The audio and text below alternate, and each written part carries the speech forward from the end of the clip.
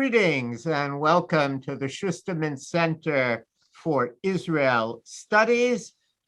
This is our final seminar for the fall semester. My name is Jonathan Sarna, and it is really my very, very great pleasure to welcome you and to welcome our very distinguished speaker, Professor, past President and Chancellor David Ellenson, who was also my predecessor as director here of the Schusterman Center for Israel Studies. He's Professor Emeritus in the Department of Near Eastern and Judaic Studies here at Brandeis. He's Chancellor Emeritus, and he is former president of Hebrew Union College, and his most recent of many books is entitled American Jewish Thought Since 1934, Writings on Identity, Engagement, and Belief, published by our own Brandeis University Press, and co-authored with Michael Marmer. Today, our friend David Ellenson will be leading our seminar entitled, Who is a Convert? The Law of Return and the Legality of Reform and Conservative Conversions in Israel. We will have time for questions. Please put them in the chat. The chat is at the bottom of your screen. You can also turn on live transcript if you like. I want to also say that the chat, the questions will be moderated by our graduate student, Ido Haklai. Ido, who is finishing a PhD here at Brandeis in the area of Jewish thought, has long been a student of Professor Ellenson. Ido has published articles and has done very pioneering work, really, on the integration of religious traditionalism, Zionism, modernism, and social democratic ideas by individuals affiliated with Torah V'Avodah and the Poel Mizrahi movement in Israel. We look forward to a great dissertation. And without further ado, let me introduce Professor Ellenson, who will be leading us on the topic, Who is a Convert? The Law of Return and the Legality of Reform and Conservative Conversions in Israel. If anyone wants a copy of the handout, you can download it straight from the chat, but feel free to email us and we will be happy to make his very valuable handout available to you. Professor David Ellenson, welcome. Thank you very much, Jonathan. I really appreciate it, and I'm delighted to be back at the Schusterman Center, even if it's only via Zoom. To many of the people on here, my friends in particular, I want to say how happy I am to be with you, even in this this kind of capacity over the, I'll call it the airwaves, as it were. But in any event, I am very, very happy to address this topic. I want to make a couple of comments about it before we turn to the screen and look at the sources. I came to write about this topic because I was invited by the editors of Israel Studies to write on this in view of, or in reaction to, the decision that was made by the Israeli Supreme Court on March of this year, where the Supreme Court ruled that conversions conducted within the state of Israel by Reform and Masorti, conservative, Batei Dinim, would be recognized by the state for purposes of the law of return and, of course, the population registry. When they asked me to do this, I also turned to my Israeli colleague, Nicole Maor. Nicole is the attorney who actually argued this and many other cases, the cases Dahan, argued this case before the Israeli Supreme Court. And together we have written an article that will appear, I believe, in the next issue of Israel Studies on this exact topic. So that what I'm giving you here today is, as it were, a type of oral tamsit, an oral summary of the paper that we wrote, where what we attempt to do is to indicate the background that led to this decision and the precedents, the takdimim, legally, the legal precedents that led to this decision that was ultimately rendered in 2021. By the way, I will repeat this again when we get to the exact case. The case initially came before the Israeli Supreme Court in 2005. The court hoped during this entire period that somehow it would be settled politically by the Knesset. And finally, after 16 years, the court finally rendered its decision in March of this year. In order to understand precisely what's at stake here, and Anna, I'm going to ask you if you would put the sources now on the screen. I'd like to turn to the first source and let's look at the law of return. I think it is clear to virtually everyone on this call that the Israeli Declaration of Independence, the Megillat Ha'atzmaut, affirmed the notion that Israel is more than the state of its citizens. Rather, the conception of the founders of the state of Israel was that it would also be the national state of the Jewish people, and that all Jews would be welcome to citizenship within its borders. The notion of kibbutz galuyot, the ingathering of the exiles, is stated in the Megillah, and it becomes one of the foundational, as it were, raisons d'etre, or it is the raison d'etre of the Jewish state. What is interesting is that as a result of the declaration and of the commitments of the state enacted a law, the Knesset in 1950, HUC-JIR, the law of return. And the law of return stated very, very simply, every Jew has the right to come to this country as an oleh. And I want to make one thing clear here right at the outset. This law did not affect matters of personal status within the state of Israel. Matters of personal status, who can be married, who can be buried, how a conversion would be determined in the state of Israel, divorce, all of this remained under the control of the Rabbanut, the official rabbinate. In that sense, the state of Israel simply decided to continue the arrangement that had been made during the period of the British Mandate.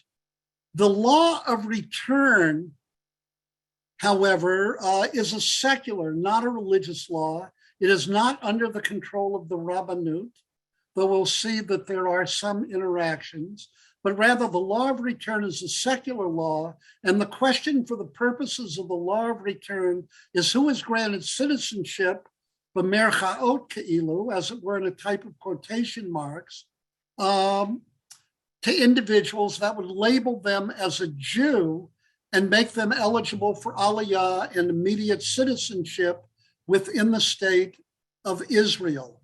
The law of return is also distinct, though it overlaps with the population registry, the Rishum HaOchlusia, the population registry in Israel. But we're going to have to keep all of these issues in mind. Remember that matters of personal status, marriage, divorce, burial, etc., are determined by the Rabbanut in Israel. And on the other hand, eligibility for citizenship can be and is determined under the law of return and registration of the population registry. Here, Israel operates outside the parameters of the Rabbanut, the official Rabbanut of the state, but rather operates in that sense as a secular state where secular law is supreme.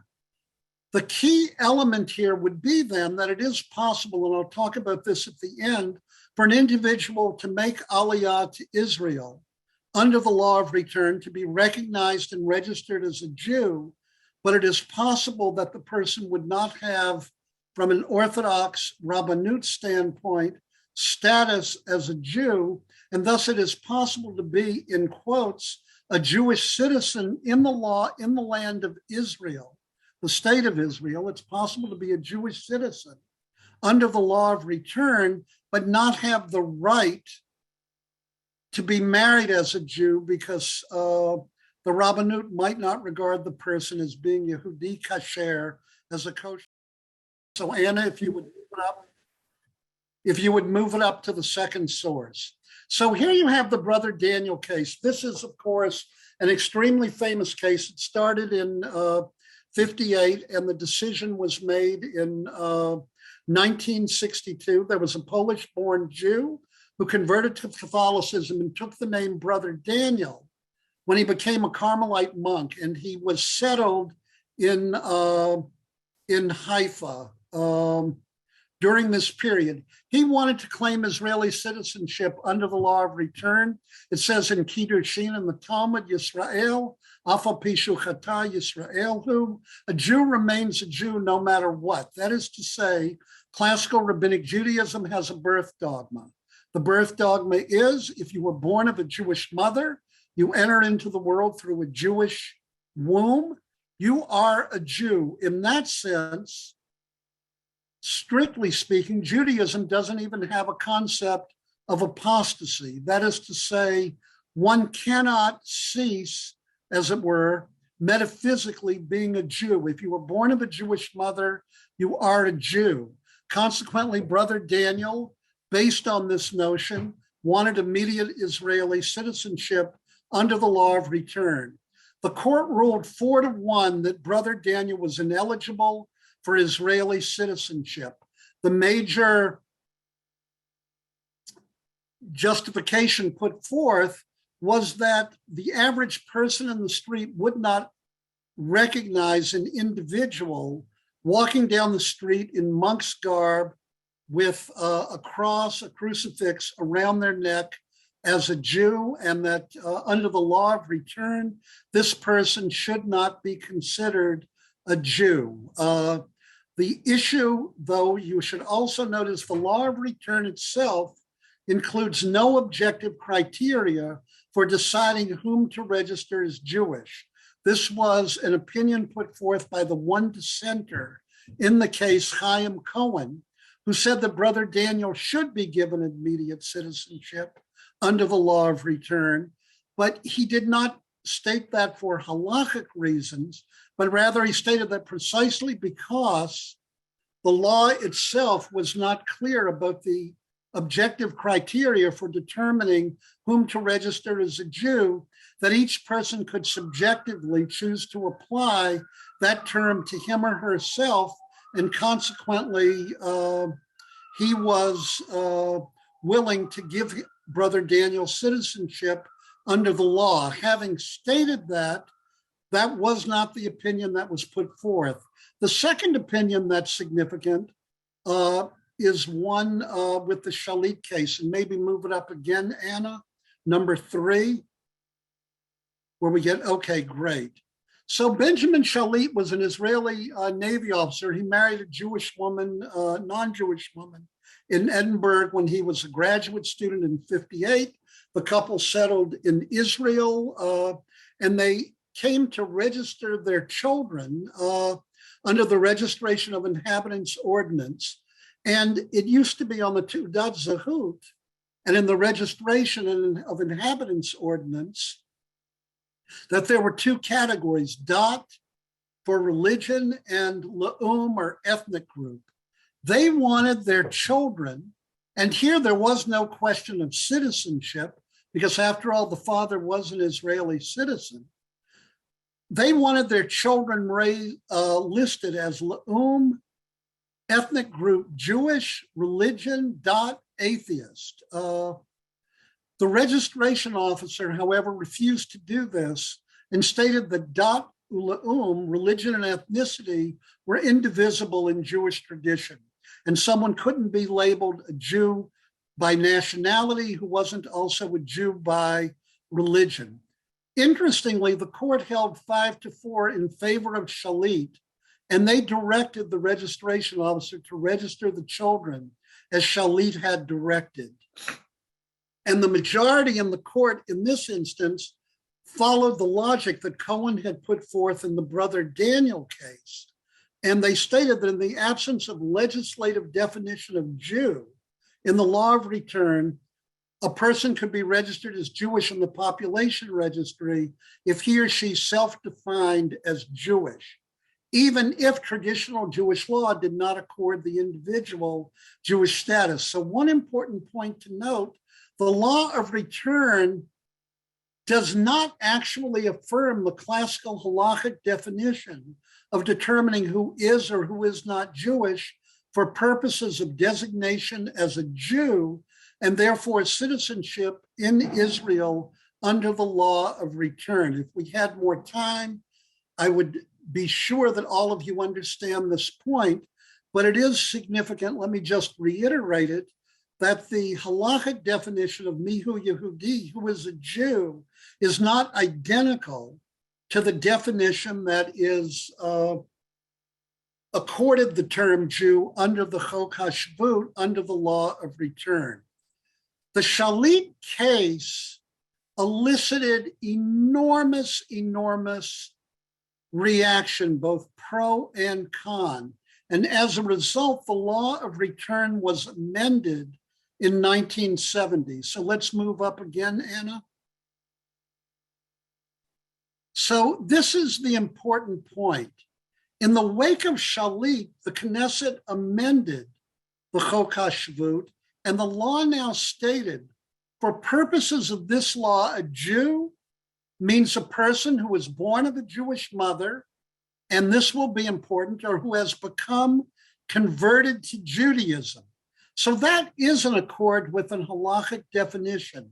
In other words, the Knesset went out of its way to be sure that it did not completely abrogate the classical halachic notion that someone who is born of a Jewish mother is Jewish, or if a person's converted to Judaism, though we're going to see for purposes of this presentation how controversial that would become. But then they did add, in light of the Brother Daniel case, who is not a member of another religion. So when an individual converts to another religion, then they are not considered to be Jewish for purposes of the law of return, even if halachically they have this definition. The law also stated that the rights of Allah are vested in the child and grandchild of a Jew, the spouse of a Jew, the spouse of a child of a Jew, and the spouse of a grandchild of a Jew, except for a person who has been a Jew and has voluntarily changed his religion. What is interesting about this is that currently under the law of return, and this would be a whole other topic, most of the people who are entering Israel today under the law of return, and there is an article by an Israeli scholar, Netanel Fisher, on this, are not actually Jewish at all. That is to say, they are, in many instances, the children and grandchildren of Jews. They have not necessarily been raised Jewishly, and it reflects a great deal about the demography of the Jewish community in the diaspora. But that is a topic for another paper, and Jonathan, perhaps Netanel Fisher could come and deliver a paper on that topic. But you should note how the definition was expanded here. And I'll talk about this a bit more later. The first real case then to come up that's important for the 2021 decision was decided by the Israeli Supreme Court in 1986. So let's move up to the Shoshana Miller case. So Shoshana Miller was an American Reform convert. She had been raised a Baptist, but it is important to note her father was Jewish. And I want to make it clear that the court, when it made this decision, never indicated precisely why she had the right to make Aliyah. In other words, they did not distinguish between her right to make Aliyah as a convert to Judaism under HUC-JIR, under the law of return, or if they considered her eligible for Israeli citizenship because she had a Jewish father. What became controversial here was that the Interior Ministry, Misrad HaPnim, which was in charge of this, decided that it did have to register Shoshana Miller as Jewish because her conversion was performed within the framework of a Jewish community. This will become an important phrase. And this is what the registrar decided. After difficult deliberation, I came to the conclusion that the legal situation demanded that I register the petitioner as Jewish, meaning Shoshana Miller, in the religion and nationality sections of the population registry, because she is in possession of a document showing that a priori she underwent a conversion ceremony in a Jewish community. This actually took place in Colorado. And I am not authorized to rule regarding the force or lack of force in this ceremony. But what he did do, under the part that said, now I forget if it was religion. Well, I think, yes, the dot part, the religion, b'merchaot, in quotation marks, the population registry said Gioret. It said that she was a convert. And the Interior Minister said he did this because he recognized that the law required him to register her as a Jew, but he did not want to determine if the conversion was a valid conversion, particularly from an Orthodox perspective or not.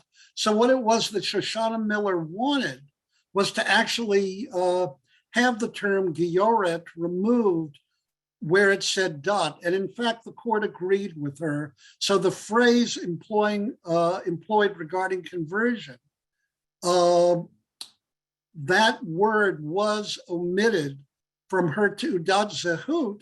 But what becomes important is that the court for the first time established a criterion in relationship to conversion, that it only needed to be done within the framework of a Jewish community. It did not indicate whether that community would be Reform, Conservative, Orthodox, non-affiliated. And again, I want to emphasize, under the law of return, an individual has the right to make Aliyah and be considered a Jew under the law of return if he or she or they are converted to Judaism in a court of a recognized Jewish community. Now, as a result of this case, the Shas party sued in the following way. So let's move up to number 6, Anna. So the Shas party, and this will be important, they filed a number of cases because they wanted to protest the registration of Reform converts as Jews. The court, however, rejected all of the Shas claims in a decision handed down in 1989. And this is the most important part. Let me put on my glasses for a moment. President Shamgar, in America, we'd call him the Chief Justice, said the following in conclusion in rendering his opinion. Mikan ki hoda'a bilvayat mismach hameid al giyur b'kehila Yehudit kol shehi chutz la'aretz. From here we see that where there's a document attesting to the fact that a conversion was performed B'kehila Yehudit kol shehi chutz la'aretz, in any Jewish community or congregation outside of Israel. Die by him, that's sufficient. Kedei l'chayev rishumo shel adam ka'Yehudi. That is enough to require the state to register the person as a Jew. Le'inyan zeh ein nafka minei im ha'kehila hi orthodoxit, conservativit, or reformit. It does not matter if the community is Orthodox, conservative, or reform. There is an irony that will emerge from this in later years. President Shamgar's definition here of the community or congregation, Kehillah, as Orthodox, conservative, or reform came to be accepted as precedent in later Israeli cases on this matter. Ironically, this means that it is only these three communities that are recognized. And I actually, biographically, have a son who is a student at Hebrew College in Boston. It is not clear that conversions conducted by non-denominational rabbis or even Reconstructionist rabbis are necessarily recognized for purposes of the law of return. Here, I would say the court has not engaged in purposive interpretation. By purposive interpretation, I use the legal term to mean that the purpose, the intent of President Shamgar was to say that the denominational affiliation, and particularly an Orthodox affiliation, was not required for a person to be registered as a Jew under the law of return. But what becomes interesting here is the court has chosen to interpret it literally, so that the conversion needs to be conducted by Orthodox, conservative, or reform batei dinim, and it has not applied it to non-affiliated or even Reconstructionist. But that was really simply an accident, as it were, of history, because President Shamgar didn't have these other communities in mind. But I add that just as an aside. And again, if we had more time, we could discuss it. Let's move on then to the next case. So the next case deals with Elian Pasario Goldstein.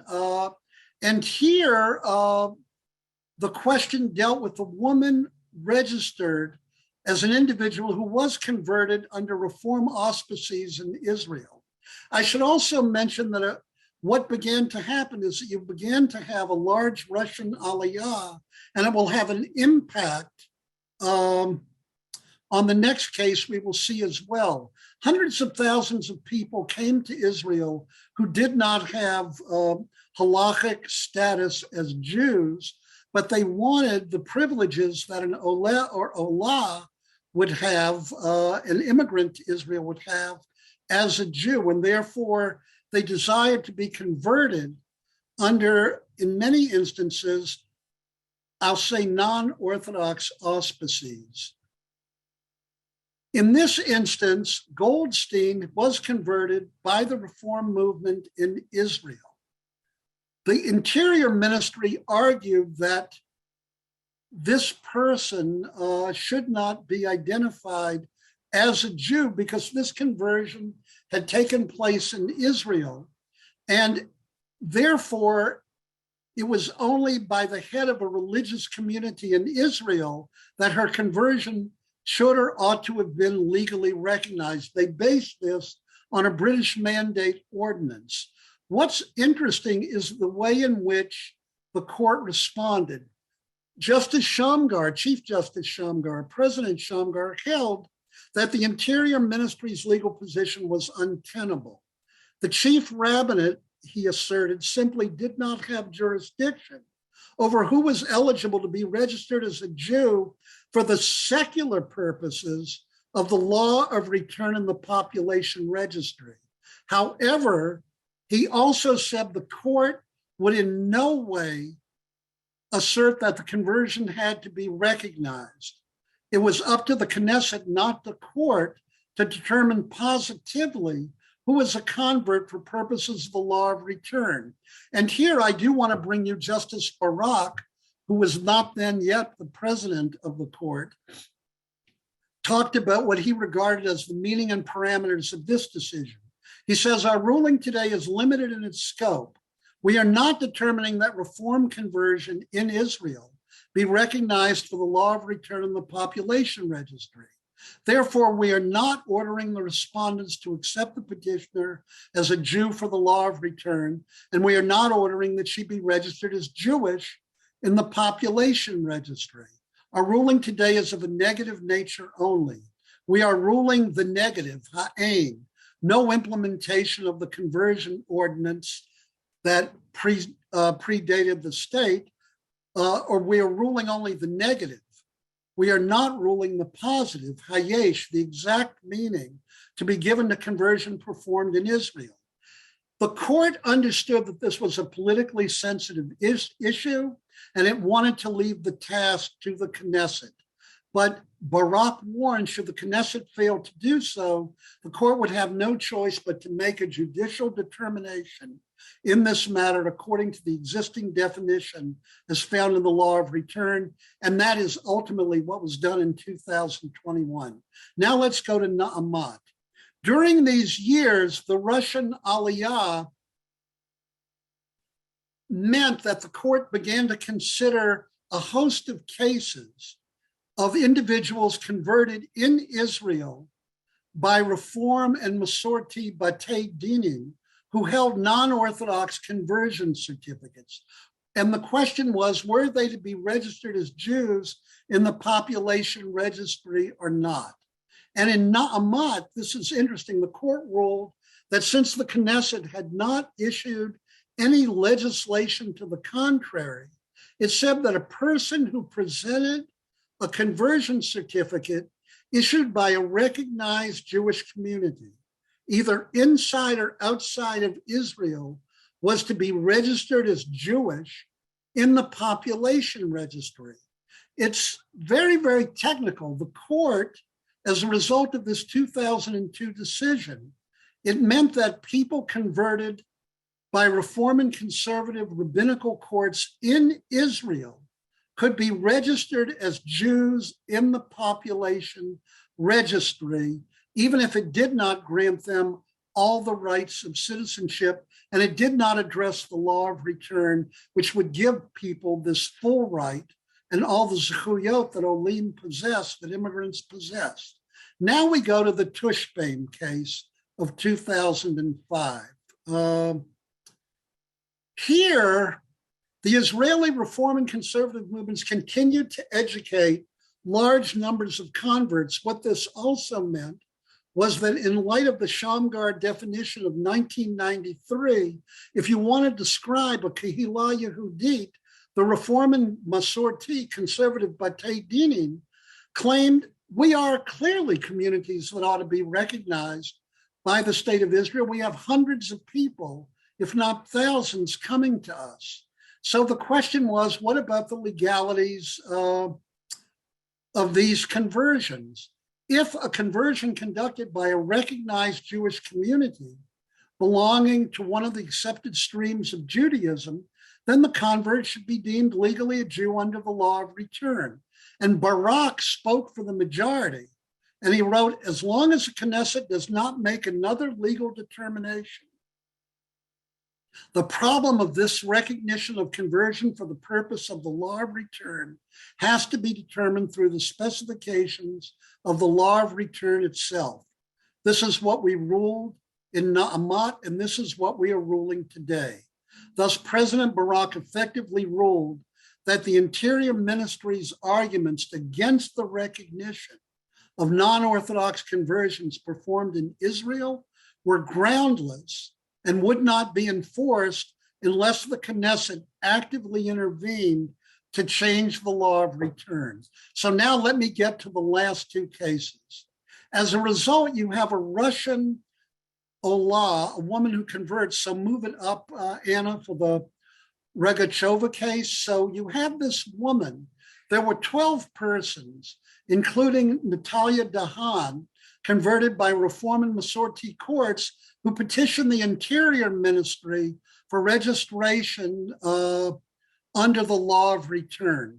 The court recognized the politically sensitive nature of the issue, so it tried to defer the decision. Ironically, this decision, the Dahan decision, led to the Regachova decision. Regachova was a Russian immigrant in Olat to Israel, converted by a Haredi Bet Din outside the system, the legal system of the Rabbanut. The court delayed its decision for 11 years. 6 years later, in 2011, two more women converted by the same Haredi Bet Din asked for their conversions to be recognized. I'm trying to get through this in a timely manner. Apologize for the haste in which I'm speaking. 5 years later, 11 years after the previous judgment, the court accepted all the petitioners' arguments. It held that in the absence of legislation, which differentiated or defined what a recognized Jewish community was, that the Shamgar precedent would be applicable here. And it asserted that for purposes of HUC-JIR, the law of return, that for purposes of the law of return, a person could be converted by a rabbinic court in Israel or outside of Israel. But what was interesting, the court limited the scope of its decision to the particular Haredi court and to Orthodox conversions alone. Therefore, the political parties could not claim that the court was undermining Judaism. But it was clear to everyone that the principles laid down in the ruling, once you say that the Rabbanut does not have a monopoly in Israel for recognizing the legitimacy of conversions performed by a recognized community, and you apply it to ultra-Orthodox communities outside the scope or bureaucracy of the Rabbanut, then the logic in the ruling would have to apply to non-Orthodox conversions as well. So now we get finally to the decision, Dahan, that was made in 2021. And finally, after 15 years of postponements, attorneys for the petitioners refused the state's request for further delays. And finally, in the decision on March 1st, 2021, the Chief Justice, speaking for the court, asserted there was no legal justification for differentiating between conversions performed in recognized Jewish communities, Reform, Conservative, Orthodox, or Haredi.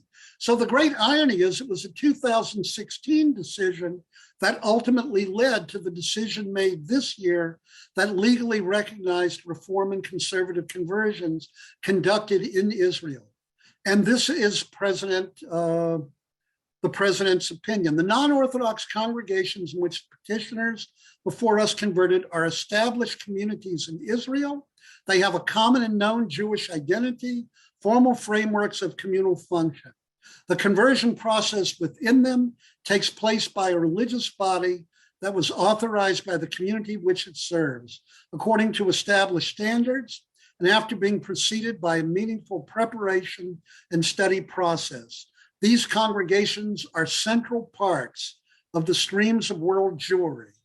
And the respondent, meaning the state, has recognized for some time that conversions performed in these congregations overseas for purposes of the law of return are to be recognized.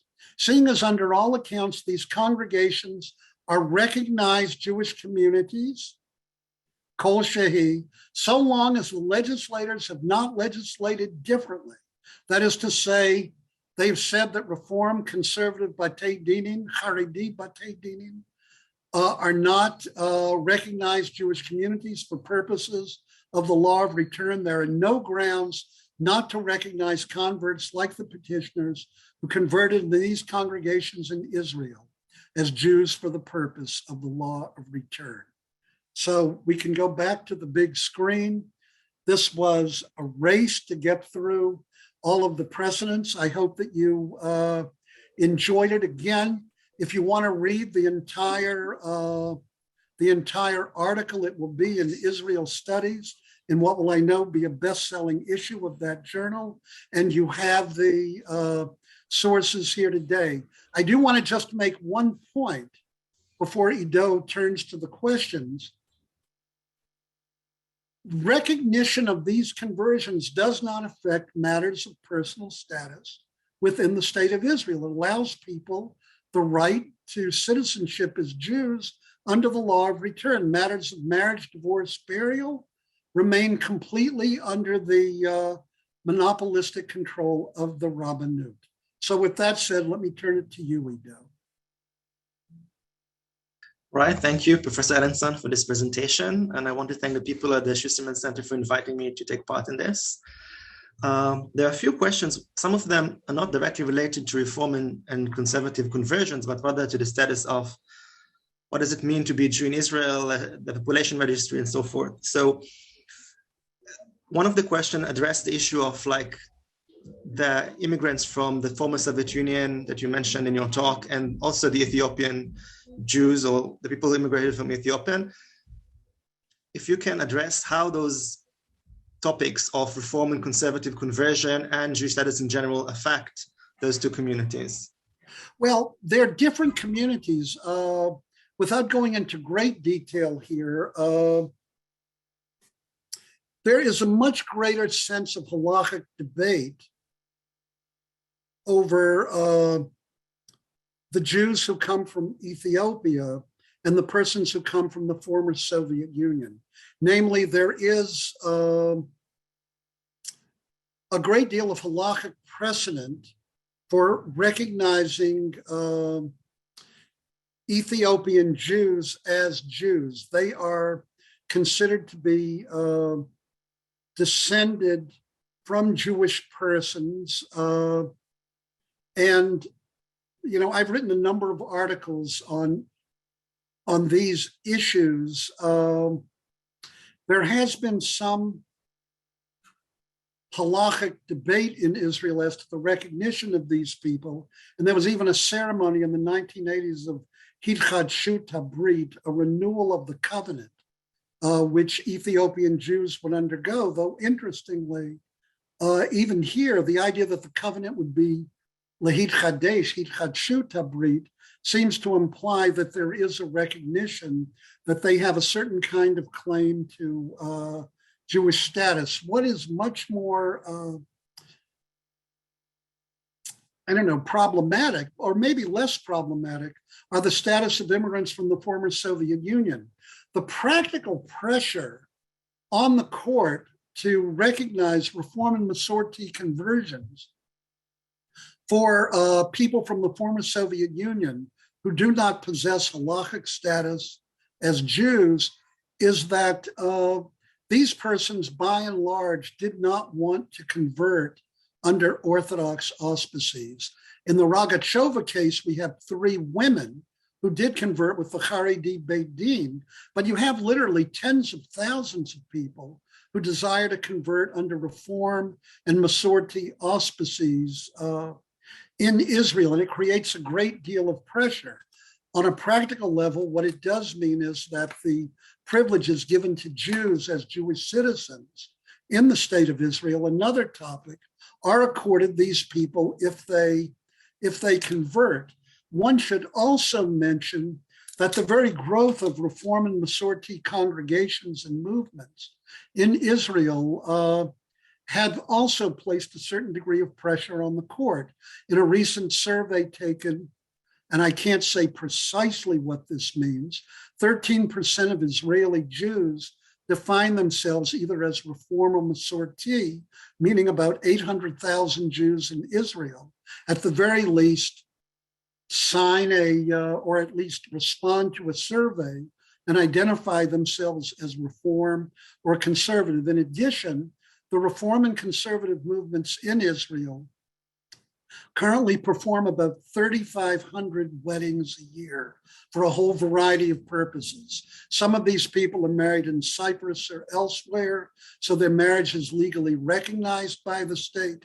but they come back and they want a religious ceremony, and they have a Reformer Masorti rabbi do it. And there are over 1,000 bar and bat mitzvahs conducted by Reform and Masorti rabbis with every year. Over 60% of secular Israelis have attended such ceremonies. The key point is here that the court is aware of the presence of Reform and Masorti Judaism.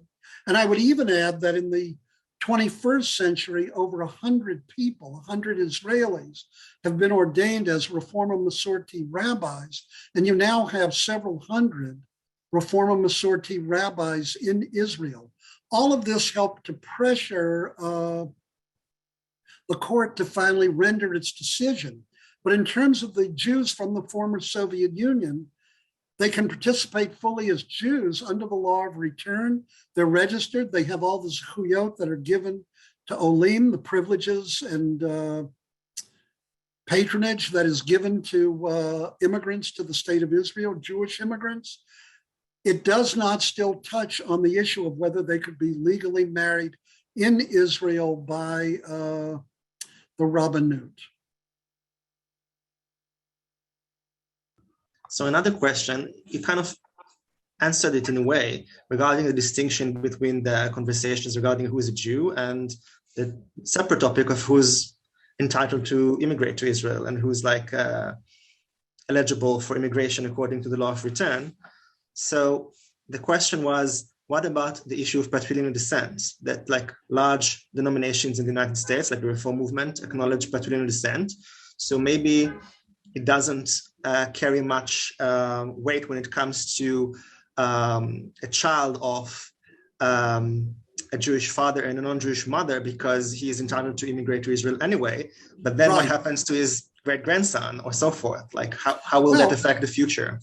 Okay, so that's a great question. Under the law of return, remember the amendment of 1970, the child of a Jew, the grandchild of a Jew, the spouse of the grandchild of a Jew, they all have a right to make aliyah under the law of return, so that if an individual had a Jewish parent or grandparent, they're entitled, an individual, to come to Israel under the law of return. The irony of this, and I can tell you again, I mentioned the work of Nathaniel Fisher. He believes that in a few years, there's going to be a debate in Israel under whether the law of return should continue to be so expansive, because he reports already, quite interestingly, and he has the statistics, and I don't want to quote them because I don't remember them precisely, but over half the people coming to Israel now under the law of return do not have halachic status as Jews, and a number of them do not even identify as Jews. Now, the other point I want to make here is there is a difference that scholars draw between status and definition. The law of return is concerned with status. It's not concerned with identity. How do you see yourself, except if an individual converts to another religion, in which case they are not eligible for Jewish status under the law of return. When you're asking the question about the great-grandchildren of such people, and this happens often, you have people in Israel who are registered as Jews under the law of return, and there are thousands of cases involving this with Russian Jews. Many of these people grow up and they are indistinguishable from secular Israeli Jews. They go to the same schools, they participate in the same clubs, they are part of the same social groups, they serve in the army. These individuals then meet men and women, they decide to get married to them because they have not been converted by an Orthodox Bet Din recognized by the Rabbanut. They cannot be legally married in Israel. Many of these people then go to Cyprus, or they'll go outside of Israel and have a civil marriage. Israel is a civil state. So for purposes of recognition, when they come back to Israel, these people are recognized as a couple, as a married couple within Israel, l'chol davar, for every single purpose. The weddings that I talked about that are being conducted in Israel by Reform and Masorti rabbis involve many such people where there has been a conversion that was conducted, but their children can continue to live Jewishly within Israel as Jews if they were to eventually fall in love with someone from the Orthodox or Haredi world. Then a decision might have to be made about whether they wanted to engage in a conversion in order to marry such people. But their Jewishness for purposes of the state is completely recognized. But in that sense, it's no different than in America. If an individual converted by a Reformer conservative rabbi or a child of patrilineal descent in the Reformer Reconstructionist movement were to marry an Orthodox Jew, he or she might have to make a decision about whether they wanted to convert to Judaism in such cases. So another question was, why is there to begin with a registration of religion or nationality in the population registry of Israel? Why is there any kind of documentation of who's Jewish and who's not Jewish? Because you'd have to go back to the beginning of the state. I don't propose to have a discussion/debate over this. Israel does not self-define as a completely secular democratic state. It defines itself in large measure as a Jewish state. That's why it began with Megillat Ha'atzmaut, or at least a Jewish state in the sense that Kibbutz Galuyot, the ingathering of the exiles, was seen as a raison d'etre of Israel. Israel made this decision, by the way, and I don't know if Alexander Kay is on this call or not, or this session, but Professor Kay from Brandeis is the leading expert on the question that I was just asked, and he could answer it much more authoritatively. I would say, I will quote, though, that famed scholar David Ellenson. There is an article that I just published in the Journal of Jewish Ethics, and Jonathan or Anna or Risa, maybe one of you could give people a reference, but I did write an article about the Megillat Ha'atzmaut in part, and I called it the ethical conundrum of a Jewish and democratic state. Israel sees itself as an ethnic democracy, and that's what led to this type of registration. There is an ethical conundrum that surrounds it, but it is interesting to note that in the Declaration of Independence itself, the term democratic actually does not appear, and that was purposeful. It was in an earlier draft of the Declaration of Megillat Ha'atzmaut. Ben-Gurion omitted it purposefully because he wanted to emphasize the Jewish and not the Western character of the state of Israel. Again, if you're interested in this topic, I recommend you read The Invention of Theocracy by Alexander Kay, which has deservedly won so many awards. Or in addition, if you want to read a very, very brief summary of that, you should read the article I wrote in the Journal of Jewish Ethics, and I believe it was published in fall of 2020. So another question that goes back to the issue of matrilineal descent in Judaism in general. Someone asked, how come Judaism is determined by your mother, but your identity as a Kohen is determined by your father? And what happens to a child of a Kohen father and a convert mother, or someone who converted to Judaism as a mother? Okay, well, that's another question altogether. Look, if one were to read the Bible, and I think, Ido, you even took a class with me on who is a Jew, where we went through it historically all the way up to the modern period. Judaism basically affirms patrilineality for most issues of status. The one where it does not, and this is based on the Mishnah, is that Jewish status itself, i.e., is someone a Jew, is determined by birth from a mother. And this has been the predominant Jewish custom for, well, it's been Jewish law more or less for 2,000 years. The major article that I would, or book I would recommend is by Professor Shia Cohen, who is at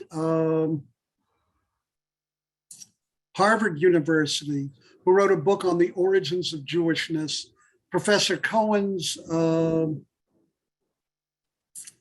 thesis, but it is really a thesis, no one can really prove precisely why this happened, is that in Roman law, women were accorded a certain kind of status, and the Jewish law followed Roman law in this regard. I'm not presenting his argument in its complexity fairly here, but I would recommend you look at Shia Cohen. There are 100 different explanations given why we have matrilineal descent. All I can really say here is that the Mishnah itself affirms matrilineality, not patrilineality, right, as a way in which Jewish status is determined. And also maybe in order to refer to the questionnaire address of the issue of a father who's a Jewish Kohen priest and a mother who's a convert, we can also say that like a Kohen is not allowed to marry a convert, right, and if they have a child together, he's not considered a Kohen. It's considered a Jew, but not a Kohen. So that's a way to reconcile the matrilineal aspect and the patrilineal aspect of those. Oh, right. Yeah. Thank you for answering that. A convert is not. Yeah, I don't even want to get into this, but a convert is not permitted to marry a Kohen. Yeah. So by the way, I will say one thing that's interesting before I leave. Justice Chaim Cohen, whose opinion we read in the Brother Daniel case, was the Israeli representative to the UN Commission on Human Rights in the 1950s. He fell in love with a Jewish woman who converted to Judaism. They had to be married by a conservative rabbi in the United States because Justice Cohen, as a Kohen, could not be married to a grusha, a divorcee, within the state of Israel. So you have the irony that a man who was the Israeli representative to the UN Commission on Human Rights, who later became a justice of the Israeli Supreme Court, was married to a woman, and that was legally recognized, but because she was a divorcee, they could not be married in Israel because it ran contrary to Jewish law. Just as Kohen in classical Jewish law is not permitted to marry a Gioret, a convert, so too a Kohen is not permitted to marry a divorcee. Israel is a complex place, and we, I'll speak as a Jew now, are a complex people. Right. Well, I'm afraid we don't have enough time to go to any further questions, but there's a lot to unpack here for sure, and there's a lot more to discuss in the future. So I would like to thank Professor Ellenson and thank everybody who attended, to invite all of you to look at future events of the Schusterman Center on the website, and all the recordings of this seminar and past seminars are also available on the website of the Schusterman Seminar for Israel Studies at Brandeis. So thanks a lot, and happy holidays. Bye-bye.